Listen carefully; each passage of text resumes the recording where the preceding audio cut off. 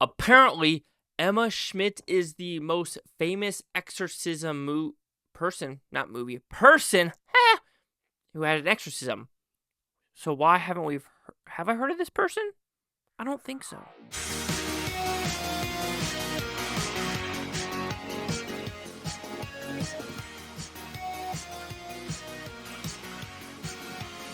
Chase Lee Hockey here at the Blue Futon reviewing The Ritual. What's about pretty simple premise? We're in 1928 in Iowa, and there's two priests. Dan Stevens as Al Pacino is trying to have this girl, Emma Schmidt, be free from this possession, and we are in a church, and shenanigans will ensue in these multiple rituals. So, did I like this film?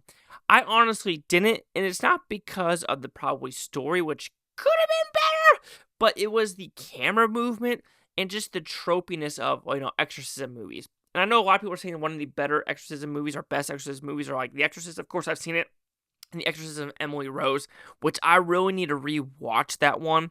But I remember liking it. But this one, it just didn't work for me at all. So when talking about the positives, I do think, something I really did enjoy.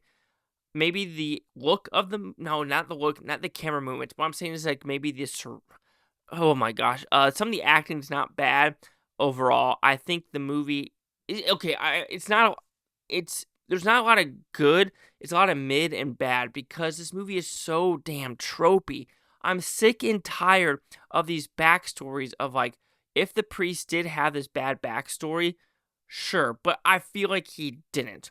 Al Pacino, I feel like he didn't. And these whole backstories of these priests losing faith, it's been going on since The Exorcist. It's been going on from the 1970s, so there's no freaking way every priest in these scenarios are having these psychological breakdowns of like, God, where are you? It's like, it just feels so goddamn tropey, especially with this and the sisters and all the dialogue in between. You're just like, it just feels so seen there, been there, done that overall. Same with the exorcism parts. Like, there are some interesting scenes with the eyes and throwing stuff up. Cool.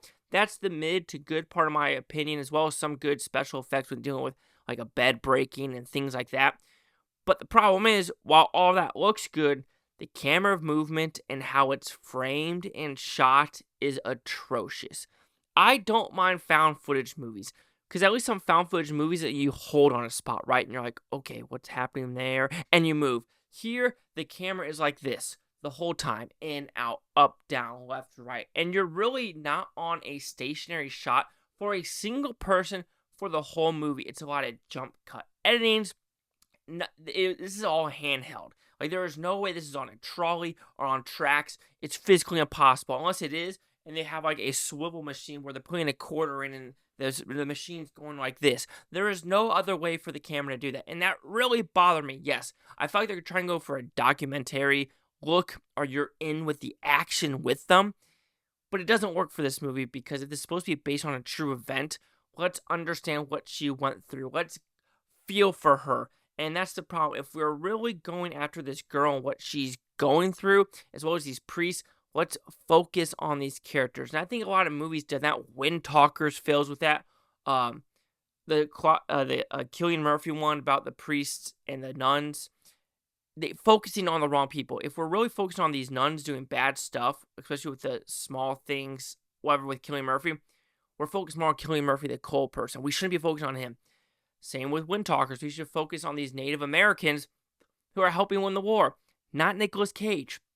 Same with this movie. If we're focused on Emily Schmidt, yes, I know that these two priests wrote about it, but I want to focus on her, and we're focusing on maybe Dan Stevens is going to have a relationship with the nun, and he's questioning everything, and he's choking on, the body of Christ, which of course that might be a metaphor of him losing faith, and Jesus is like, you don't get my body, and things like that. I don't know, but it just felt so damn tropey, and it kind of bothered me. And save the camera movement, I'll put it that way. And that's all I really could say about The Ritual, is you've seen it a million times before. It brings nothing new to the table, and what it does try to bring new to the table, it doesn't work for this type of movie. So overall, The Ritual, Not a lot of good in this movie at all. I was highly disappointed. I was expecting to at least enjoy a little bit of this. And of course, last time I saw it was like a 0% on Rotten Tomato with like 27 or 34 reviews. I'm like, try to think positively. And maybe some people are not seeing things and they're having, they're going in negative Nancy. I didn't go negative Nancy. I never seen a trailer. So I'm like, you know what? I like some 0% movies. This one, unfortunately, is it a 0% movie? No. Is it a 30% movie? No, because it's probably a little bit lower than that. So The Ritual will receive a 1 out of 5 with Futons, which equals at 20%. Let's see what the critics' news scores gave this one. So critics now we're at 8% with 50 of them, fewer than 50 for the critic audience score, critic consensus.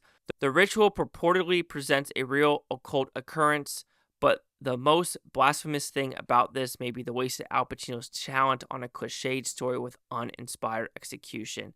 Now, I have to agree with that because, like I said, there's nothing new to the table for this one. Like, I understand there's a butt ton of exorcism movies out there, and I understand that. And also, the jump scares, it's really just not scary in general, so I understand what they were trying to do. It's just the execution was way off, and I know exorcism movies are probably extremely hard to make right now because it's like, there's like one around every single corner.